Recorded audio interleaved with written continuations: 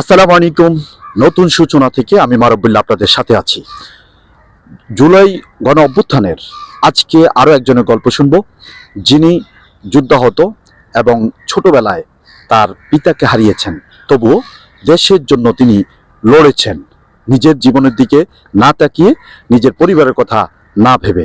আমরা এখন কথা বলবো যিনি জামাত ইসলামের রাজনীতির সাথে জড়িত, মোহাম্মদ আব্দুল্লাহ আল নোমান। আসসালামু আলাইকুম। ওয়ালাইকুম আসসালাম রহমতুল্লাহি ওয়া বারাকাতুহু। আপনি কেমন আছেন এখন? বর্তমানে আপনার শারীরিক অবস্থা কেমন? আপনি তো অনেক স্ট্রাগল করেছিলেন জুলাই আন্দোলনে, আপনি আহত হয়েছেন। আমরা সেই গল্পটাই আপনার থেকে শুনবো, কিভাবে আপনি কোথায় থেকে আহত হয়েছেন এবং কোন পরিস্থিতিতে আপনার ওই সময়টা আমরা একটু শুনতে চাই। জি আলহামদুলিল্লাহ, এখন আমি মোটামুটি ভালো আছি। আমি প্রথমে স্মরণ করছি যারা জীবনের মায়া ত্যাগ করে, জীবন বাজি রেখে, জীবন দিয়ে আমাদেরকে মুক্ত করে সুন্দর একটি বাংলাদেশ উপহার দিয়েছেন, তাদের প্রতি আমার গভীর শ্রদ্ধা এবং তাদের আত্মার মাগফিরাত কামনা করছি। আমি আন্দোলন শুরু করি প্রথমত 17 জুলাই থেকে। 17 জুলাই থেকে শহীদ মিনার থেকে আমরা মিছিল নিয়ে বিসি চত্বরে রওনা হচ্ছিলাম। ওখানে আমরা গাইবা জানাজার নামাজ শুরু করি। ওখান থেকে আমাদের নামাজ শেষ হওয়ার আগ মুহূর্তেই পুলিশ পিছন থেকে আমাদেরকে আক্রমণ করা শুরু করে, ককটেল ছোড়া শুরু করে, টিএসএল ছড়ে মাঝখান দিয়ে ছাত্রলীগের ফলাফল আমাদেরকে ঢুকাই দিয়ে ওরা আমাদেরকে হামলা করে। ওখান থেকে আমাদের অনেক ভাই বোন আহত হয়। পরবর্তীতে আমি নিজের জীবন বাঁচানোর জন্য আমিও নিজে দৌড় দিই।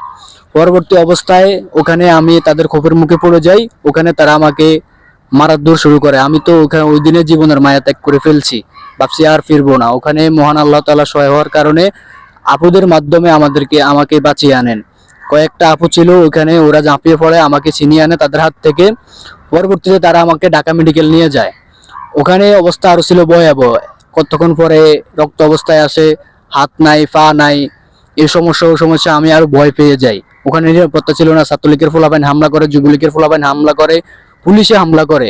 পরবর্তীতে আমার কিছু ফ্রেন্ড সার্কেল আসে, ওরা আমাকে বাসায় নিয়ে আসে। তার পরবর্তীতে আমি দীর্ঘ 1 সপ্তাহ অসুস্থ থাকি। পরবর্তীতে আমি আবার আন্দোলনে যোগ দিই। ওখানে আন্দোলন করতে করতে লাস্ট আবার আমি 4 আগস্ট ওখানে আমরা মার্কেট থেকে একটা মিছিল নিয়ে যাই। যাওয়ার পরবর্তীতে ওখানে আমরা প্রেস ক্লাবে আসে, ওইখান থেকে আমাদেরকে আবার ধাওয়া দেওয়া হয়। ওইখানে এসে আমরা আবার দৌড় দেওয়া অবস্থায় ওখানে আমি আবার মার খাই। ওখানে আবার আমাকে পুলিশে মারধর করে। ওখানে তারপর আমি অবস্থায় দাঁড়াই নাই, দাঁড়াইলে হচ্ছে আমার জীবন শেষ। তার পরবর্তী জীবন বাঁচানোর জন্য আমি দৌড় দিছি শাহবাগের দিকে।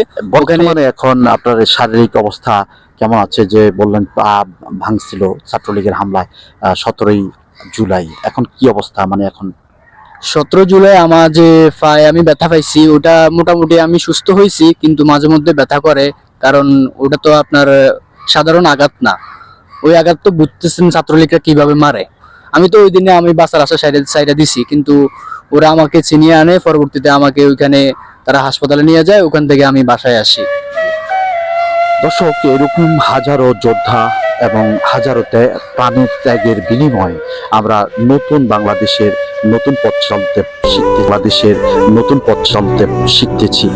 দর্শক, এই বিএনপি, জামাত এবং অন্যান্য রাজনৈতিক দল, অর্থাৎ সর্বোপরি বাংলাদেশের সকল মানুষ আওয়ামী লীগের বিরুদ্ধে সেদিন যদি রাস্তায় নেমে না আসতো, 5ই আগস্টের পট পরিবর্তন আজ হয়তো ঘটতো না।